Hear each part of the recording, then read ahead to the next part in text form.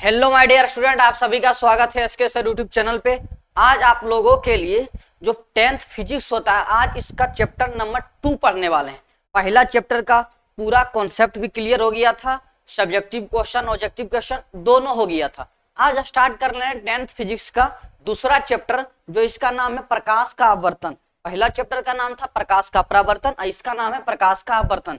तो आज इसका फर्स्ट वीडियो होने वाला है। तो अब आप लोग इस वीडियो को ध्यान से अंत तक देखिएगा। इस वीडियो में देखने वाले हैं प्रकाश का आवर्तन क्या है, प्रकाश के आवर्तन का कारण क्या है, प्रकाश के आवर्तन का नियम देखेंगे। बहुत सारा क्वेश्चन इसमें भी देखने वाले हैं जो कि बहुत ज्यादा इंपॉर्टेंट है। कि नींद अपने खोकर सुलाया तुमको, आंसू अपने गिराकर हंसाया तुझको, कि कभी दर्द न देना उस खुदा के तस्वीर को, प्यार से कहते हैं माँ बाप जिनको।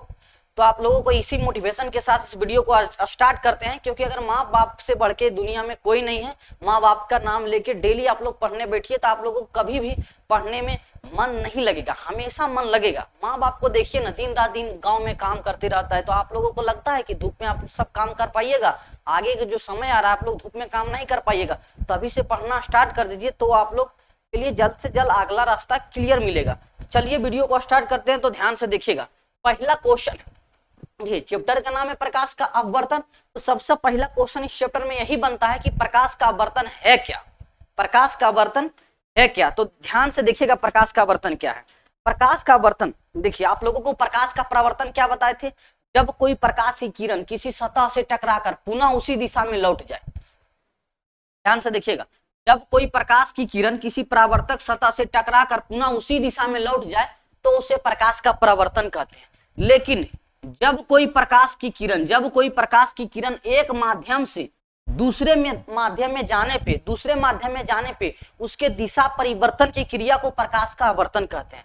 इसमें क्या होगा, एक माध्यम ये था, ये दूसरा माध्यम है। अब जैसे ही प्रकाश इसमें आएगा तो इसका क्या होगा, कभी इधर चल जाएगा तो कभी, ये मान लीजिए अभिलंब है तो कभी इधर चल जाएगा। ये प्रकाश का आवर्तन कहलाता है। प्रकाश के परावर्तन के लिए एक माध्यम की जरूरत है, लेकिन प्रकाश के आवर्तन के लिए दो माध्यम की जरूरत है। कितना माध्यम की जरूरत है? दो माध्यम। शॉर्ट में याद रखिए, जब कोई प्रकाश की किरण किसी परावर्तक सतह से टकराकर पुनः उसी दिशा में लौट जाए तो उसे प्रकाश का परावर्तन कहते हैं। ये पहले बताए थे। इसमें एक ही माध्यम होता है, इसमें क्या होता है, एक ही माध्यम की जरूरत पड़ता है। लेकिन प्रकाश का आवर्तन कहता है जब कोई प्रकाश की किरण एक माध्यम से जब दूसरे माध्यम में प्रवेश करती है तो उसकी दिशा परिवर्तन, अगर मान लीजिए इस तरह से आया है तो ये सीधा नहीं जाएगा, या तो इधर मुड़ जाएगा या तो इधर मुड़ जाएगा। कि दिशा परिवर्तन की क्रिया को प्रकाश का आवर्तन कहते हैं। प्रकाश के आवर्तन में कितने माध्यम की आवश्यकता होती है? दो माध्यम। कितना माध्यम? दो माध्यम। ऑब्जेक्टिव में पूछा जाता है। अब देखिए ध्यान से, शॉर्ट में इस तरह से रखिएगा कि प्रकाश का परावर्तन, किसी चीज के टकरा जाना प्रकाश का परावर्तन, हेल जाना देखिए इसमें हेल गया ना, एक दूसरा माध्यम है, तो प्रकाश एक माध्यम से दूसरे माध्यम में हेल जाना क्या होगा, अपवर्तन।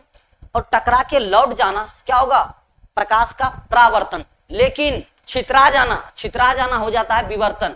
क्या हो जाता है? छितरा जाना विवर्तन हो जाता है। छितरा जाना सॉरी परिकिरणन। छितरा जाना जब क्या पढ़ाएंगे तो छितरा जाता है कोई कण प्रकाश, तो हो जाता है परिकिरणन। लेकिन विभिन्न रंगों में विभक्त हो जाना होता है विवर्तन। विभिन्न रंगों में विभक्त हो जाना होता है वर्ण विक्षेपण का चैप्टर आएगा तो बताएंगे। तो यहाँ पे शॉर्ट में यही दो याद रखिएगा, जब टकरा के लौट गया परावर्तन, हेल गया तो अपवर्तन। अब इसका पीपीटी में आप लोग देख लीजिए ध्यान से। प्रकाश का अपवर्तन से आप लोग क्या समझते हैं, या तो प्रकाश का अपवर्तन क्या है, जो भी क्वेश्चन आए आप लोगों को यही लिखना है। जब प्रकाश की किरण एक माध्यम से दूसरे माध्यम में जाने पर दिशा परिवर्तन की क्रिया को प्रकाश का अपवर्तन कहते हैं। उसकी जो दिशा की परिवर्तन होती है उसे प्रकाश का आवर्तन कहते हैं। ध्यान से देखिएगा, दो फिगर है। ये क्या है? दो फिगर है। ये देखिए, ये प्रकाश का क्या है, कोई है परावर्तक सतह है, मतलब परावर्तक सतह नहीं अपवर्तक सतह। इससे क्या होगा, प्रकाश आर पार हो जाएगा। ये इसके ऊपर एक अलग माध्यम है, इसके नीचे एक अलग माध्यम है। ये पहला माध्यम, ये क्या है, पहला माध्यम। ये क्या है, दूसरा माध्यम। ये ऊपर में भी इसका क्या मान लेंगे, पहला माध्यम, ये होगा दूसरा माध्यम। ये दोनों माध्यमों में हमेशा एक माध्यम सघन होगा, एक माध्यम विरल होगा। ये क्या होगा, सघन एगो विरल, तभी प्रकाश का आवर्तन संभव है। तो ध्यान से देखिएगा, यहाँ पे क्या है, ये अभिलंब है, ये आपतित किरण है। ये क्या है, आपतित किरण। ये आपतित किरण यहाँ पे पड़ रहा है, आपतित किरण पड़ रहा है। तो ये पहला माध्यम था। अब पहला माध्यम यहाँ पे क्या है, विरल। पहला माध्यम विरल, दूसरा माध्यम क्या है, सघन। एक हमेशा एक विरल होगा, एक हमेशा सघन माध्यम होगा। आगे बताएंगे कि माध्यम क्या होता है, आगे बताएंगे। तो यहाँ पे थोड़ा सा समझिए, यदि विरल माध्यम से सघन माध्यम में, यदि प्रकाश की किरण विरल माध्यम से सघन माध्यम में प्रवेश करती है तो प्रकाश के आवर्तन के बाद अभिलंब से अभिलंब की ओर क्या मुड़ जाएगी, और जब सघन माध्यम में प्रवेश करेगी तो अभिलंब की ओर मुड़ जाएगी। अभिलंब की ओर क्या हुआ है, मुड़ गया है। ये तो डॉट डॉट करके दिखा रहे हैं, ये डॉट डॉट करके क्या कर रहे हैं, दिखा रहे हैं, ध्यान से देखिएगा, ये डॉट डॉट करके दिखा रहे हैं। जाना था उसको ये साइड, जाना था क्या, ये साइड देखिए इस तरह से आया था तो इसको आगे जाना था, लेकिन ये प्रकाश क्या हुआ, अभिलंब की ओर मुड़ गया। अभिलंब के क्या हुआ, ये मुड़ गया। तो इस मुड़ने की घटना को ही प्रकाश का आवर्तन कहा जाता है। और यहाँ पे देखिए ऊपर में सघन माध्यम है, नीचे में क्या है, विरल माध्यम। ऊपर में सघन है, नीचे में विरल माध्यम है। तब जैसी प्रकाश की किरण आएगी, जब जैसी प्रकाश की किरण एक माध्यम से आएगी तो जैसी दूसरा माध्यम में प्रवेश करेगी ना तो अभिलंब से दूर भागेगा, अभिलंब से दूर भागेगा। अभिलंब से क्या होगा, दूर भागेगा। देखिए आ रहा था ये साइड, आ रहा था इस तरह से, लेकिन अभिलंब से क्या हुआ, दूर भाग गया, क्योंकि ये सघन से विरल माध्यम में प्रवेश कर गया। इसी कारण से होता क्या है, सघन माध्यम में प्रकाश की चाल कम होता है और विरल माध्यम में प्रकाश की चाल अधिक होता है, अधिक होता है। जब माध्यम पढ़ाएंगे तो बिल्कुल डिटेल से समझ में आएगा। तो इतना समझ में आ गया कि जब एक माध्यम से दूसरे माध्यम में जाएगा तो प्रकाश की दिशा परिवर्तन की क्रिया को प्रकाश का आवर्तन कहते हैं। ये दो फिगर में किसी एक फिगर को एग्जाम में आप लोग बना दीजिएगा और लिख दीजिएगा। ये होता है जो शुरुआत वाला जो किरण आएगा, ये क्या होगा, आपतित किरण, ये होगा आपतित किरण। लेकिन जब ये परावर्तन होगा तो ये सॉरी यहाँ पे अपवर्तन होगा तो इसको बोला जाएगा अपवर्तित किरण, परावर्तित किरण नहीं। प्रकाश के परावर्तन में होता था परावर्तित किरण, क्योंकि वो परावर्तन हो जाता था, लेकिन ये तो हेल के पार हो गया तो इसको बोलेंगे अपवर्तित किरण। क्या बोलेंगे, अपवर्तित किरण। अपवर्तित किरण क्यों बोले, क्योंकि ये पार हेल के आया एक माध्यम से दूसरे माध्यम में, इसको बोला जाता है अपवर्तित किरण। ये विरल माध्यम है, ये सघन माध्यम है, इसको बोलेंगे अभिलंब। यहाँ पे जो कोण बनता है उसको आपतन कोण बोलते हैं, इसको क्या बोलेंगे, अपवर्तन कोण। वहां पे बोलते थे परावर्तन कोण, तो यहाँ पे बोलेंगे अपवर्तन कोण। ठीक उसी प्रकार इसमें भी ये हो जाएगा अपवर्तित किरण, ये हो जाएगा आपतित किरण, ये हो गया अभिलंब। तो अब इससे आगे देखिए, अब ये प्रकाश का जो अपवर्तन हुआ तो उसका कारण क्या था। अब इससे सॉरी पहले इससे एक नोट, इससे पहले एक नोट पॉइंट आप लोगों को देखना बहुत जरूरी है। नोट पॉइंट देखिए, ये क्या बताए थे, ये पहला माध्यम है, ये दूसरा माध्यम। जब प्रकाश की किरण आएगी यहाँ पे पड़ेगी तो पहला माध्यम से जब आपतित किरण आएगी तो अभिलंब से क्या होगा, या तो दूर भागेगा या तो नजदीक। मान लीजिए क्या ये हो गया, अभिलंब की ओर मुड़ गया, यानी ये विरल होगा, ये विरल माध्यम होगा। और ये कौन सा माध्यम होगा, सघन माध्यम। जब सघन माध्यम होता है तो अभिलंब की ओर मुड़ जाता है, तो अभिलंब की ओर मुड़ जाती है। तो इसमें पूछेगा जो प्रकाश की किरण आ रही थी, जो प्रकाश की किरण आ रही थी तो प्रकाश के अपवर्तन के बाद क्या क्या चीज बदल सकता है प्रकाश का। तो ध्यान से देखिएगा, प्रकाश के अपवर्तन के बाद प्रकाश का वेग, आयाम, तरंगदैर्घ्य बदल जाती है। जो आ रहा था ना वेग, मान लीजिए आ रहा था 10 मीटर प्रति सेकेंड के वेग से ये प्रकाश आ रहा था, तो ये इस माध्यम में आएगा तो इसका वेग क्या होगा, घट जाएगा। इसका वेग क्या होगा, घट जाएगा, पक्का घट जाएगा। क्यों, क्योंकि ये विरल माध्यम है और ये सघन माध्यम है। अब आप ही लोग समझिए, अगर विरल माध्यम है, विरल माध्यम यदि हवा में आप लोग दौड़ रहे हैं, हवा में दौड़ रहे हैं तो ज्यादा स्पीड दौड़िएगा। यदि आप लोग पानी में हिल जाते हैं, पानी में जैसे पानी में हिलिएगा तो आपका स्पीड कम हो जाएगा। तो पानी को यहाँ पे मान लीजिए क्या है, पानी को मान लीजिए यहाँ पे सघन माध्यम, यहाँ पे लिख देते हैं जल, यहाँ पे क्या लिख देते हैं जल। सघन माध्यम यहाँ पे लिख देते हैं हवा, हवा। तो हवा विरल है और जल क्या है, सघन है। तो आप ही बताइए किसमें आप लोग ज्यादा तेज दौड़िएगा। इसमें विरल माध्यम में ज्यादा तेज से दौड़िएगा, जबकि सघन माध्यम से कम तेज से दौड़िएगा। जिसके कारण क्या होगा, इसका वेग 10 था तो इसका वेग पक्का घट जाएगा, 10 से कम ही होगा। 8 हो सकता है, 6 हो सकता है, 5 हो सकता है, इससे हमेशा कम ही होगा, ठीक है ना। अब देखिए, अब इसका आयाम भी क्या होता है, बदल जाता है। इसका आयाम भी बदल जाएगा, इसका तरंगदैर्घ्य भी बदल जाएगा। आयाम और तरंगदैर्घ्य के बारे में आप लोगों को 12th में पढ़ाया जाएगा। तो अभी इतना समझिए, इसका वेग भी घट जाता है, आयाम भी घट जाता है और तरंगदैर्घ्य भी इसका बदल जाता है। जितना मान लीजिए इसका पहले से तरंगदैर्घ्य था 12 एंगस्ट्रम, तरंगदैर्घ्य का ऐसा मात्रक एंगस्ट्रम होता है, तो मान लीजिए पहले से था इसका 12 एंगस्ट्रम, तो अब क्या होगा, इसका जो होगा ना, इसका जो प्रकाश के परावर्तन के बाद जो अपवर्तित किरण होगा, इसका तरंगदैर्घ्य क्या होगा, घट जाएगा। इसका घट जाएगा, 12 है तो 12 से कुछ कम ही होगा इसका हमेशा। और आयाम भी इसका जितना है उससे क्या हो जाएगा, कम हो जाएगा। लेकिन एक चीज है जो कि कभी नहीं बदलता है, क्या है, आवृत्ति। आवृत्ति में कोई परिवर्तन नहीं होता। यहीं से क्वेश्चन पूछा जाएगा, यहाँ से क्वेश्चन देखिए क्या पूछा जाएगा कि प्रकाश के अपवर्तन के बाद क्या चीज बदल जाता है। तो क्या बदल जाता है, प्रकाश का वेग बदल जाएगा, आयाम बदल जाएगा और उसका तरंगदैर्घ्य बदल जाएगा। और एक और क्वेश्चन पूछा जाएगा कि प्रकाश के अपवर्तन के बाद क्या नहीं बदलता है। तो आवृत्ति कभी नहीं बदलता। आवृत्ति क्या होता है, कभी नहीं बदलता है। प्रकाश के जब परावर्तन पढ़ा रहे थे तो वहां पे भी आवृत्ति नहीं बदला था और यहाँ पे भी आवृत्ति नहीं बदलता है। अब आप लोग ये सुपर नोट बिल्कुल समझ में आ गया होगा। ये सब जो क्वेश्चन ये सुपर नोट लाते हैं ना, ये सब लाते हैं पॉलिटेक्निक के लिए, एमआर नेवी के लिए, आईटीआई के लिए, यही सब क्वेश्चन पूछा जाएगा। अब बहुत सारा स्टूडेंट बोल रहा है सर पॉलिटेक्निक का क्लास अलग से कब करवाइएगा, तो ये जो कॉन्सेप्ट चल रहा है ना, ये सबके लिए सेम होता है। पॉलिटेक्निक हो या तो पैरामेडिकल हो या तो आईटीआई हो, सबके लिए कॉन्सेप्ट क्या है, सेम है, लेकिन प्रैक्टिस उसका थोड़ा सा अलग है। तो जब इसका प्रैक्टिस करवाएंगे ना तो उसमें थोड़ा सा डिफरेंस होगा। अब देखिए ध्यान से, अब क्या बताए थे, दूसरा क्वेश्चन यही बनता है कि प्रकाश का आवर्तन का क्या कारण है, अर्थात क्यों प्रकाश का आवर्तन हो जाता है, प्रकाश का आवर्तन क्यों हो जाता है। तो क्या बताए थे, प्रकाश का आवर्तन का होने का कारण मात्र एक ही है कि अलग अलग माध्यम में प्रकाश की चाल अलग अलग होता है। हवा में ज्यादा स्पीड से दौड़ेंगे, यदि बालों में गए तो अलग स्पीड से दौड़ेंगे, अगर जल में गए तो अलग स्पीड से दौड़ेंगे। तो माध्यम चेंज होने पे आदमी का जो होता है ना, आदमी का भी वेग बदल जाता है। ठीक उसी प्रकार माध्यम चेंज होने पे प्रकाश का भी वेग बदल जाता है। यदि विरल माध्यम हो तो उसमें प्रकाश क्या होता है, ज्यादा तेज से दौड़ता है, लेकिन यदि सघन हो तो प्रकाश का वेग घटने लगता है। तो यहाँ देखिए इसका कारण मात्र यही लिखिएगा, जब प्रकाश एक माध्यम से दूसरे माध्यम में जाती है तो प्रकाश अपवर्तन होता है। क्या होता है, प्रकाश का अपवर्तन होता है, क्योंकि दो विभिन्न माध्यमों में प्रकाश की चाल भिन्न भिन्न होता है। हमेशा माध्यम चेंज होगा तो प्रकाश का वेग भी चेंज होगा। अब एग्जाम्पल के तौर पे देख लीजिए, हवा में प्रकाश की चाल 3 गुना 10 पे पावर 8 मीटर प्रति सेकेंड होता है। 3 गुना 10 पे पावर 8 मीटर प्रति सेकेंड। इसी को यहाँ देखिए मीटर में है, मीटर में। तो एग्जामिनर अगर घुराएगा ना आप लोगों को, ये मीटर में है, तो बताइए इसको किलोमीटर में बदलने के लिए क्या करना पड़ेगा, किलोमीटर में बदलने के लिए क्या करना पड़ेगा, 1000 से भागा। कितना, 1000 से भागा, तो 3 गुना 10 पे पावर कितना है, 8।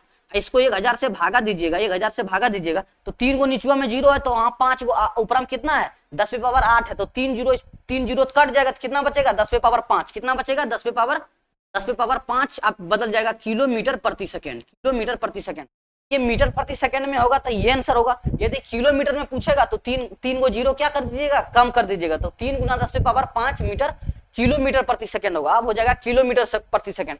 अगर ये ऑप्शन में आ गया तो ये भी सही होगा और ये भी सही होगा, लेकिन ये किलोमीटर में होगा, ये मीटर में होगा। एग्जामिनर घुमाएगा तो इसी तरह से, एक बार घुमा के पूछा गया ये पॉलिटेक्निक में क्वेश्चन, ये पॉलिटेक्निक का क्वेश्चन था, इसीलिए इस तरह करके लाए, क्योंकि ये तो सिंपल एग्जाम में आप लोगों को पूछ देगा, लेकिन इस तरह का ऑप्शन पॉलिटेक्निक वगैरह में बनाएगा। अब देखिए जल में प्रकाश की चाल, देखिए हवा में प्रकाश की चाल उतना होता है, लेकिन जल में प्रकाश की चाल क्या होता है, घट जाता है। जल में प्रकाश की चाल क्या होता है, घट जाता है। 2.25, 2 पॉइंट कितना होता है, 2.25 गुना 10 पे पावर 8 मीटर प्रति सेकेंड। इसी को किलोमीटर में बदलिएगा तो कितना होगा, 2.25 गुना 10 पे पावर 5 किलोमीटर प्रति सेकेंड। कितना हो जाएगा, इतना किलोमीटर प्रति सेकेंड हो जाएगा जल में प्रकाश की चाल।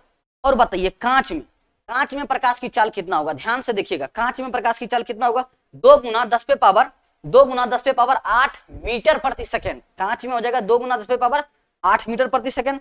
जबकि हीरा में प्रकाश की चाल होता है 1.25 गुना 10 पे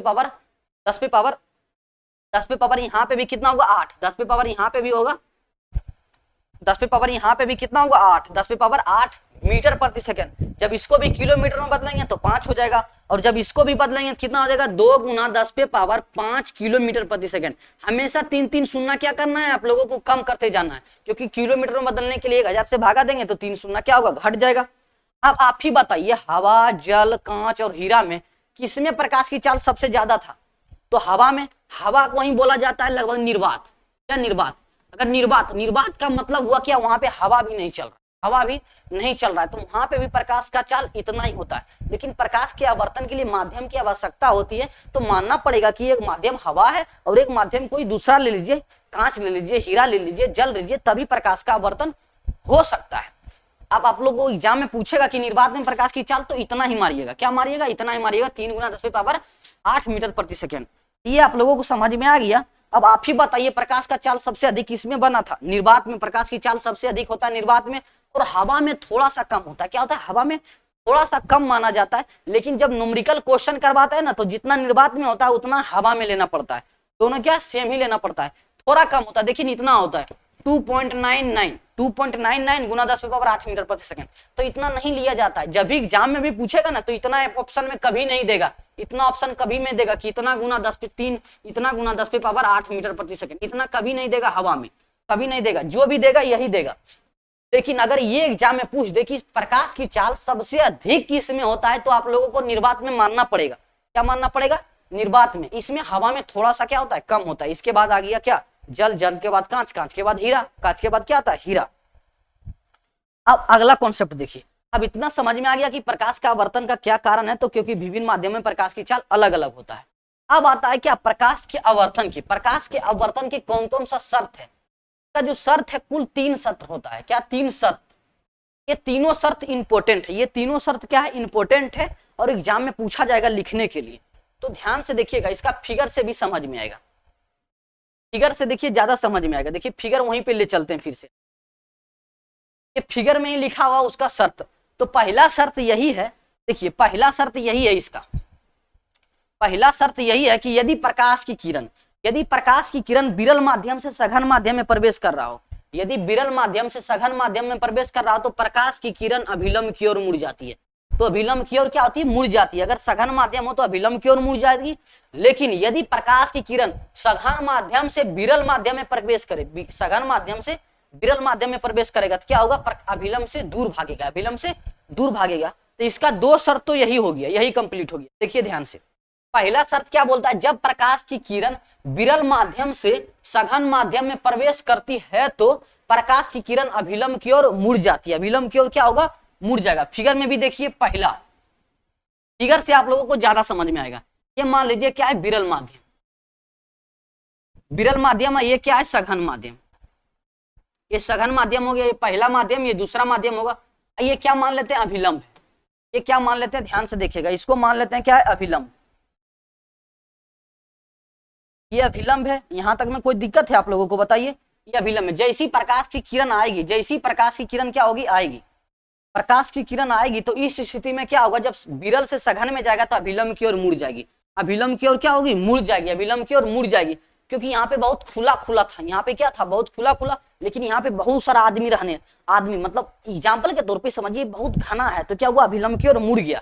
तो इस स्थिति में क्या होगा, इस स्थिति में ये बनता है आपतन कोण, ये बनता है आपतन कोण। इसको बोलते हैं अपवर्तन कोण। इसको क्या बोलते हैं, आपतन कोण। इसको बोलते हैं आपतन कोण, आपतन कोण।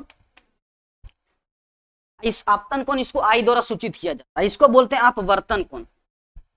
इसको क्या बोलते हैं, अपवर्तन कोण। इसको आर द्वारा सूचित किया जाता है। तो आप ही बताइए, इस स्थिति में पहला शर्त में क्या हो रहा है, विरल से सघन में जा रहा है तो अभिलंब की ओर मुड़ रहा है। तो इस स्थिति में बताइए कौन सा कोण ज्यादा बड़ा होगा, कौन सा कोण ज्यादा बड़ा होगा। फटाफट से आंसर आना चाहिए, ऑब्जेक्टिव में पूछा जाएगा, तब आप कैसे बताइएगा। अब जैसी जब आएगा विरल माध्यम से सघन माध्यम, तो इस स्थिति में क्या होगा, आपतन कोण ज्यादा बड़ा होगा। आपतन कोण ज्यादा बड़ा होगा किससे, अपवर्तन कोण से। आपतन कोण ज्यादा बड़ा होगा अपवर्तन कोण से, अर्थात ये कोण ज्यादा बड़ा होगा, ये कोण क्या होगा, कम होगा। ये कोण ज्यादा बड़ा, ये कोण कम होगा। अब दूसरा शर्त इसका देखिए ध्यान से। दूसरा शर्त बोलता है, यदि प्रकाश की किरण ध्यान से देखिएगा फिर आप लोग, यदि प्रकाश की किरण सघन माध्यम से विरल माध्यम में, सघन माध्यम से यदि विरल माध्यम में प्रवेश करे, तो प्रकाश की किरण क्या होगा, प्रकाश की किरण अभिलंब से दूर भागेगा। क्या होगा, अभिलंब से दूर भाग जाएगा, अभिलंब से दूर भाग जाएगा। क्योंकि ये सघन था, ये आ गया विरल, तो ये अभिलंब से क्या होगा, दूर भागेगा। तो इस स्थिति में क्या होगा, ये होगा आपतन कोण, ये हो जाएगा अपवर्तन कोण आर। तो इस स्थिति में कौन सा कोण ज्यादा बड़ा होगा, बताइए। तो अपवर्तन कोण ज्यादा बड़ा होगा, तो कोण आर ज्यादा बड़ा होगा, कोण आई क्या होगा, छोटा होगा, कोण आई क्या होगा, छोटा होगा। ये दूसरा शर्त बोलता है। लेकिन तीसरा शर्त ये भी तो हो सकता है, तीसरा शर्त ये भी तो हो सकता है कि प्रकाश की किरण अभिलंबत पड़ जाए। मतलब जहां पे अभिलंब था ना, वहीं पे देखिए पड़ जाएगा। ये अभिलंब माने थे, ध्यान से देखिएगा, ये क्या माने थे, अभिलंब, इसको अभिलंब माने थे। लेकिन प्रकाश का किरण जब लंबवत पड़ जाएगा, ये मान लीजिए कोई भी माध्यम हो, ये विरल हो या तो सघन हो, या तो इसको मानिए सघन, इसको मानिए विरल, कोई फर्क नहीं पड़ेगा। इसको विरल, ये सघन, या तो ये सघन, ये विरल। लेकिन यदि प्रकाश की किरण अभिलंबत यानी इसी पे पड़ा दी, इसी पे आ गया, मतलब अभिलंबत ही डाल दिए, तो क्या होगा, डायरेक्ट सीधा निकल जाएगा। क्या होगा, सीधा निकल जाएगा, डायरेक्ट सीधा निकल जाएगा, डायरेक्ट क्या होगा, सीधा निकल जाएगा। तो इस स्थिति में आपतन कोण और परावर्तन कोण, अपवर्तन कोण दोनों क्या होगा, जीरो, दोनों क्या होगा, जीरो होगा। आपतन कोण I, अपवर्तन कोण R दोनों जीरो होगा, क्योंकि आपतन कोण जो होता है ना अभिलंब और आपतित किरण के बीच को बोलते हैं आपतन कोण, लेकिन अभिलंब भी यहीं पे है और आपतित किरण भी यहीं पे है, तो दोनों सटले है, तो कितना बनेगा 0 डिग्री बन रहा है। यहाँ पे देखिए अब अपवर्तन जो कोण होता है वो क्या होता है, अपवर्तित किरण और अभिलंब के बीच, लेकिन दोनों तो एक ही पे है, तो यहाँ पे कोण कितना बना 0 डिग्री। तो इस स्थिति में आपतन कोण और अपवर्तन कोण दोनों क्या होता है 0, यानी कोण I बराबर कोण R कितना होता है 0 डिग्री। जब पूछे जाएगा आप लोगों को, जब प्रकाश की किरण अभिलंबत पड़ती है तो प्रकाश के अपवर्तन के बाद आपतन कोण और परावर्तन कोण का मान कितना होता है, तो 0 डिग्री। अब इसका पीपीटी में देख लीजिए, फिगर भी समझ सकते हैं, पहला फिगर, दूसरा फिगर, ये क्या है तीसरा फिगर। तीसरा फिगर कुछ इस तरह से आएगा। तो यहाँ पे देखिए, जब प्रकाश की किरण सघन माध्यम से विरल माध्यम में प्रवेश करती है तो अभिलंब से दूर हट जाती है। इस स्थिति में क्या होगा, इस स्थिति में आपतन कोण अपवर्तन कोण से क्या होगा, छोटा होगा, अर्थात कौन बड़ा होगा, अपवर्तन कोण। जब प्रकाश की किरण लंबवत पड़ती है तो सरल रेखा में क्या हो जाता है, गुजर जाता है, और इस स्थिति में क्या होगा, आपतन कोण और परावर्तन कोण, आपतन कोण और अपवर्तन कोण दोनों क्या होगा 0 डिग्री होगा। अब देखिए, अब इससे अगला क्वेश्चन देखिए, अब इससे अगला क्वेश्चन आता है पारदर्शी माध्यम क्या है। पारदर्शी माध्यम, जो आप लोगों को माध्यम बक रहे थे ना, अब देखिए आ गया है माध्यम। पारदर्शी माध्यम क्या होता है, पारदर्शी माध्यम का मतलब यहाँ पे ये समझिएगा कि प्रकाश क्या हुआ, उस माध्यम से आर पार हो जाए, उस माध्यम से क्या हो जाए, आर पार हो जाए, उसी को पारदर्शी माध्यम बोलेंगे हम लोग। ध्यान से देखिएगा, ये मान लीजिए हवा है, ये क्या है, हवा है, ये हवा है, यहाँ पे रख दीजिए लकड़ी, क्या रख दीजिए, पटरा रख दीजिए, पटरा, तो इसको पारदर्शी माध्यम नहीं माना जाएगा। ये मान लीजिए पटरा है, ये मान लीजिए हवा है, तो यहाँ हवा प्रकाश की किरण आएगा, लेकिन ये लकड़ी में घुस ही नहीं पाएगा प्रकाश की किरण, ये पारदर्शी माध्यम तो नहीं है, वो पारदर्शी माध्यम हो जाएगा। तो पारदर्शी माध्यम में क्या यहाँ पे रखना पड़ेगा, यहाँ पे रख दीजिए आप जल रख दीजिए, कांच की सिल्ली रख दीजिए, कुछ भी रखिए जिससे प्रकाश आर पार हो जाए, उसी को बोला जाता है पारदर्शी माध्यम। तो पारदर्शी माध्यम दो तरह के हो सकता है, या तो विरल माध्यम होगा या तो सघन माध्यम होगा। यदि विरल माध्यम होगा तो उस विरल माध्यम को किसे क्या बोलेंगे, उसमें प्रकाश की चाल क्या होगा, अधिक होगा। अगर विरल होगा तो प्रकाश का चाल अधिक होगा, हवा में प्रकाश की चाल ज्यादा, जल में प्रकाश की चाल कम। एग्जाम्पल समझिए, हवा में ज्यादा तेज दौड़ेंगे, अगर गली पे एसी दौड़ रहे हैं तो हवा तो चल ही रहा है ना, हवा तो चल ही रहा है, वरना हम जिंदा रह पाते हैं, सांस लेते हैं कि नहीं। तो हवा में अगर चल रहे हैं, अगर कहीं रोड पे दौड़ रहे हैं तो ज्यादा तेज दौड़िएगा, लेकिन आपको पानी में दौड़ा दिया जाए तो आप लोग कम तेज में दौड़िएगा। तो यहाँ पे हवा हो जाएगा विरल माध्यम, जल हो जाएगा सघन माध्यम। तो सघन माध्यम में प्रकाश की चाल घट जाती है। देखिए क्या होगा, विरल माध्यम, इसमें होगा सॉरी विरल माध्यम, क्या होगा विरल माध्यम, यहाँ पे थोड़ा सा गलत है, विरल, क्या होगा विरल माध्यम। जिस माध्यम में प्रकाश की चाल अधिक हो उस माध्यम को विरल माध्यम कहते हैं। और दूसरे शब्दों में देखिए, जब एक माध्यम के सापेक्ष दूसरे माध्यम में प्रकाश की चाल अधिक हो तो उसे विरल माध्यम बोला जाता है। यदि दो माध्यम ले लीजिए, एग्जाम्पल के तौर पे दो माध्यम ले लीजिए, जैसे मान लीजिए एक ले लिए हवा, एक ले लिए जल, दो माध्यम ले लीजिए, तो इन दोनों में बताइए विरल माध्यम कौन होगा, तो हवा होगा। अगर मान लीजिए आप ले लेते हैं हवा और कांच, तो इसमें विरल माध्यम कौन होगा, हवा, क्योंकि इसमें प्रकाश की चाल क्या होता है, कम होता है, इसमें प्रकाश की चाल ज्यादा।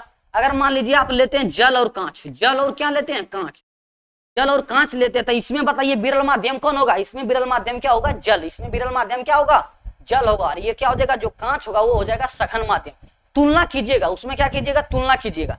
एग्जाम्पल के तौर पे आप समझाते हैं, देखिए एग्जाम्पल के तौर पे समझाते हैं। ये देखिए वो अलग छोटुआ है, ध्यान से देखिएगा, ये अलग छोटुआ है, ये अलग छोटुआ है। अब इसमें आप लोग तुलना करना है कि कौन ज्यादा मोटा है, कौन ज्यादा क्या है, मोटा है। छोटुआ का अच्छा से बना देते हैं, ध्यान से देखिएगा। अब आप ही लोग बताइए, इसमें आप लोगों को पूछा जाए कि सबसे मोटा कौन है, सबसे मोटा कौन है, तो क्या बताइएगा, ये लिख देते हैं। एक और देखिए छोटा सा बनाते हैं, तब आप लोगों को ज्यादा समझ में आएगा। ये देख लिए, ये पहला है, ये बताइए दूसरा है, ये बताइए तीसरा है, ये बता लिए क्या चौथा है। अब आपसे इसमें पूछा जाए कि इसमें सबसे मोटा कौन सा छोटुआ है, तो क्या बताइएगा, 4 नंबर वाला छोटुआ सबसे ज्यादा मोटा है, 4 नंबर वाला छोटुआ ज्यादा मोटा है।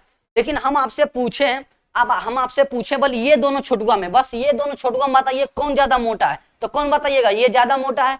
अगर आपसे पूछे बल ये छोटुआ और ये छोटुआ, पहला और चौथा में कौन ज्यादा मोटा है, तो बताइएगा चौथा है, क्या है, चौथा है।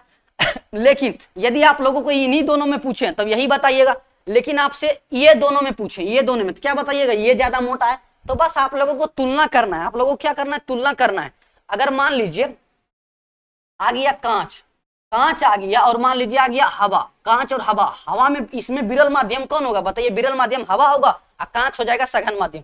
बस आप लोगों को तुलना करना है, क्या करना है, तुलना करना है। अगर मान लीजिए एग्जाम्पल के तौर पे आ गया कांच, कांच आ गया और हीरा आ गया, क्या आ गया, हीरा, हीरा एक भी क्या आता है, एक तरह के माध्यम। आप ही बताइए इसमें प्रकाश की चाल सबसे अधिक इन दोनों में किसमें होगा बताइए, तो क्या होगा, कांच में अधिक होगा प्रकाश की चाल, हीरा में तो बहुत कम होता है। हीरा में कितना होता है 1.25 गुना 10 पे पावर 8, जबकि कांच में कितना होता है 2 गुना 10 पे पावर 8 मीटर प्रति सेकंड होता है। तो इसमें कांच हो जाएगा विरल, कांच हो जाएगा विरल, जबकि हीरा हो जाएगा सघन। बस तुलना करके बताना है आप लोगों को, ठीक। एग्जाम्पल के तौर पे तो आप लोगों को समझ में आ ही गया होगा छोटुआ कौन सा ज्यादा मोटा था। अब देखिए आता है दूसरा नंबर में, सघन माध्यम किसे बोलेंगे, जिस माध्यम में प्रकाश की चाल कम होगा, बस तुलना करना है। दूसरे शब्दों में बोल सकते हैं कि एक माध्यम का जब दूसरे माध्यम से तुलना करेंगे तो जिस माध्यम का प्रकाश की चाल कम होगा उस माध्यम को सघन माध्यम माना जाएगा। अब देखिए एग्जाम्पल के तौर पे सभी माध्यम को लिख के लाए। सबसे पहले क्या होता है निर्वात, निर्वात में प्रकाश की चाल इतना ही होता है, किलोमीटर में बदलिएगा तो यहाँ पे कितना आ जाएगा 5, हवा में इतना ही होता है। अब बताइए थोड़ा सा इसको क्या कम माना जाता है, लेकिन अब आप लोग कम नहीं मानिएगा, एग्जाम में आएगा तो इतना ही लिखिएगा, ठीक। जल में प्रकाश की चाल कितना होता है 2.5 गुना 10 पे पावर 8 मीटर प्रति सेकंड, कांच में इतना होता है जबकि हीरा में इतना होता है। यदि आप लोगों को इन दोनों में पूछे, इन दोनों में पूछे तो बताइए विरल माध्यम कौन होगा, ये होगा विरल माध्यम, ये हो जाएगा सघन माध्यम। जो ऊपर में है, जो ऊपर में वो क्या होगा विरल, नीचे में हो जाएगा सघन। मान लीजिए ये दोनों हम देख रहे हैं तो जो नीचे में वो हो जाएगा सघन माध्यम और ऊपर में हो गया विरल माध्यम, ये क्या हो जाएगा विरल माध्यम। बस आप लोग को ये प्रकाश की चाल याद रखना है, आप लोगों के एग्जाम में पूछा जाता है। अब देखिए आता है, अब क्वेश्चन आया प्रकाश के आवर्तन के लिए आपतित किरण, अपवर्तित किरण, अपवर्तित किरण, आपतन बिंदु, अभिलंब तथा आपतन कोण और अपवर्तन कोण की परिभाषा लिखे। ये एग्जाम में एकावार ही पूछा जाता है, अगर पूछ भी दे तो आप लोगों के लिए एक लाइन में समझा देते हैं। देखिए फिगर से ही समझिएगा, इसको फिगर से समझिएगा ज्यादा बेटर आएगा। देखिए ये क्या है, मान लीजिए ये तो सतह है, यहाँ से क्या हो गया, ये अलग माध्यम हो गया, पहला माध्यम हो गया, ये दूसरा माध्यम हो गया, ये अभिलंब माना जाता है, ये क्या माना जाता है आपतित किरण। तो पहले माध्यम पे आने वाली प्रकाश को जब आपतित प्रकाश आती है और आपतन बिंदु पे, या तो परावर्तक सतह मतलब अपवर्तक सतह पे पड़ने वाली किरण को, अपवर्तक सतह पे पड़ने वाली किरण को आपतित किरण बोलेंगे। और दूसरे माध्यम में दिशा परिवर्तन, दूसरे माध्यम में बदलकर जाने वाली, दूसरे माध्यम में बदलकर मतलब जिस तरह से आ रहा था उसकी क्या होगा दिशा बदलकर जाने वाली किरण को अपवर्तित किरण बोलेंगे। क्या बोलेंगे, अपवर्तित किरण। दूसरे माध्यम में जा रहा है ना और इसका दिशा क्या हो रहा है, बदल रहा है, तो दूसरे माध्यम में दिशा बदलकर जाने वाली किरण को क्या बोलेंगे, अपवर्तित किरण। और पहले माध्यम में आने वाली प्रकाश की किरण को अपवर्तित किरण बोलेंगे। और अभिलंब किसे बोलते हैं, किसी सतह के साथ 90 डिग्री बनाने वाली कोण को क्या बोलते हैं, अभिलंब कहते हैं। और देखिए और ध्यान से देखिए अब क्या बचा, आपतन कोण। तो आपतन कोण किसे बोलेंगे, आपतन कोण किसे बोलेंगे, ये हो गया आपतित किरण और अभिलंब। आपतित किरण और अभिलंब के बीच बनने वाला कोण को क्या बोलेंगे, आपतन कोण। क्या बोलेंगे, आपतन कोण। और ये क्या है, अपवर्तन कोण। तो अपवर्तन कोण किसे बोलेंगे, तो ये अभिलंब और ये अपवर्तित किरण, अभिलंब और अपवर्तित किरण के बीच बनने वाले कोण को अपवर्तन कोण बोलेंगे। क्या बोलेंगे, अपवर्तन कोण। तो यहाँ पे देखिए लिख के लाए थे आपतित किरण, पहला माध्यम में आने वाली प्रकाश की किरण को आपतित किरण कहते हैं। दूसरे माध्यम में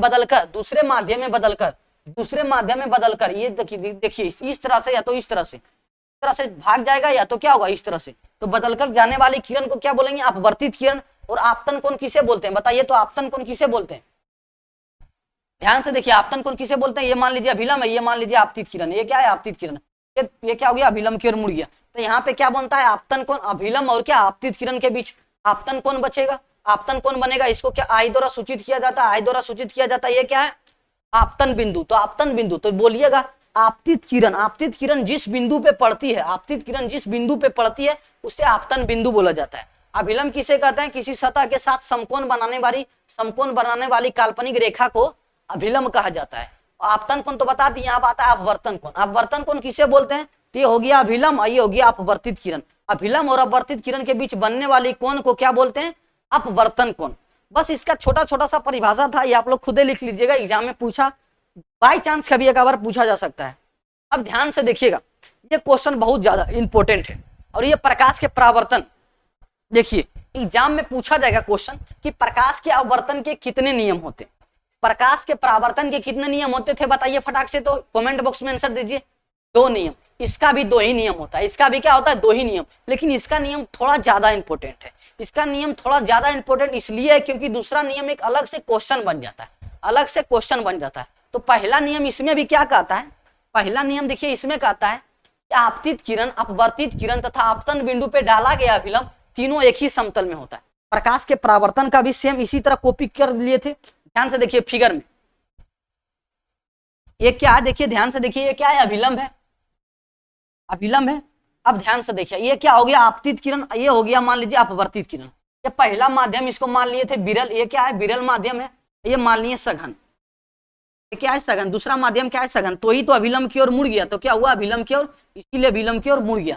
तो इसमें बोला जाता है ये आपतित किरण होता है, आपतित किरण तथा अपवर्तित किरण तथा आपतन बिंदु पे डाला गया अभिलंब तीनों एक ही समतल पे होता है, अर्थात एक ही बिंदु पे होता है। देखिए ना एक ही बिंदु पे मिल रहा है ना, एक ही बिंदु पे होता है अर्थात एक ही समतल में होता है। यह हुआ पहला नियम। और दूसरा नियम इसमें बोला जाता है, दूसरा नियम को स्नेल का नियम कहा जाता है। पहला क्वेश्चन आएगा प्रकाश के अपवर्तन के दूसरा नियम को क्या बोला जाता है, स्नेल का नियम। क्यों बोला जाता है, क्योंकि स्नेल नामक वैज्ञानिक ने इसका दूसरा नियम दिया था। कब दिया था, 1621 ईस्वी में। 1621 ईस्वी में प्रकाश के आवर्तन का दूसरा नियम स्नेल नामक वैज्ञानिक ने दिया था, इसीलिए इसका नाम, इसीलिए इसको कहा जाता है स्नेल का नियम भी। इस नियम के अनुसार प्रकाश की किसी विशेष वर्ण के लिए, अर्थात प्रकाश की किसी विशेष रंग के लिए, या तो नीला हो या तो काला हो या तो ब्लू हो या तो लाल हो, किसी विशेष रंग के लिए प्रकाश का क्या होना चाहिए, प्रकाश का, क्योंकि प्रकाश में 7 रंग होता है। कितना रंग, 7 रंग। तो प्रकाश के किसी विशेष रंग के लिए आपतन कोण की जया, आपतन कोण की जया, आपतन कोण की जया साइन आई तथा अपवर्तन कोण की जया साइन आर का अनुपात एक नेतांक के बराबर होता है, एक नेतांक म्यू के बराबर होता है। क्या होता है, म्यू के बराबर होता है, म्यू के क्या होता है, बराबर होता है, जिससे म्यू जो है ना यहाँ पे क्या कहलाता है, अपवर्तनांक। क्या कहलाता है, अपवर्तनांक। ये इसका दूसरा नियम यही कहता था। आप लोगों को थोड़ा सा बता देते हैं, अगर कहीं पे जया लिखा हो, क्या हो जया, जया का मतलब होता है साइन। क्या होता है, साइन। जया का मतलब होता है साइन। तो यहाँ पे लिखा हुआ है कोण की जया, क्या लिखा हुआ, आपतन कोण की जया। तो आपतन कोण की जया तो क्या हो गया, साइन, और आपतन कोण था इसलिए क्या हो गया, आई। तो यहाँ जया क्या हो गया, आपतन कोण की जया क्या हो गया, साइन आई। अगर जया लिखा हो तो समझना है आप लोगों को साइन, लेकिन यदि आप लोगों को को जया लिखा हो, क्या को जया, को जया लिखा हो तो क्या समझना है, कोस। क्या समझना है, कोस। क्या समझना है, कोस। को जया का मतलब होता है कोस और जया का मतलब होता है साइन। लेकिन स्पर्श जया, अगर कहीं पे लिखा हो स्पर्श जया, फिर से लिख देते हैं, ध्यान से देखिए। अगर लिखा हो जया, जया का मतलब होता है साइन। ये सब मैथ में बताएंगे, को जया जब त्रिकोणमिति पढ़ाएंगे तब। को जया का मतलब होता है क्या, कोस। अगर स्पर्श जया लिखा हो, यदि स्पर्श जया लिखा हो, स्पर्श जया, स्पर्श जया का मतलब होता है क्या, टेन। स्पर्श जया का मतलब क्या होता है, टेन। तो आपतन कोण की जया साइन आई, परावर्तन कोण की जया साइन आर हो गया। अगर पूछता बल आपतन कोण की को जया, आपतन कोण की को जया तो क्या हो जाता है, कोस आई। लेकिन हमको तो बोलना यहाँ पे क्या है, आपतन कोण की जया। तो आपतन कोण की जया के लिए साइन आई हो गया और अपवर्तन कोण की जया के लिए साइन आर हो गया। तो इसका अनुपात एक नेतांक के बराबर होगा। जब इसका अनुपात निकालिएगा ना तो एक नेतांक के बराबर आएगा। उसका नेतांक, जो नेतांक होगा उस रंग का अपवर्तनांक बता देगा। उस रंग का क्या बता देगा, अपवर्तनांक। मतलब मान लीजिए लाल था तो लाल रंग का अपवर्तनांक बता देगा। अगर मान लीजिए प्रकाश में भी आ रहा था पीला रंग तो पीला रंग का अपवर्तनांक बताएगा।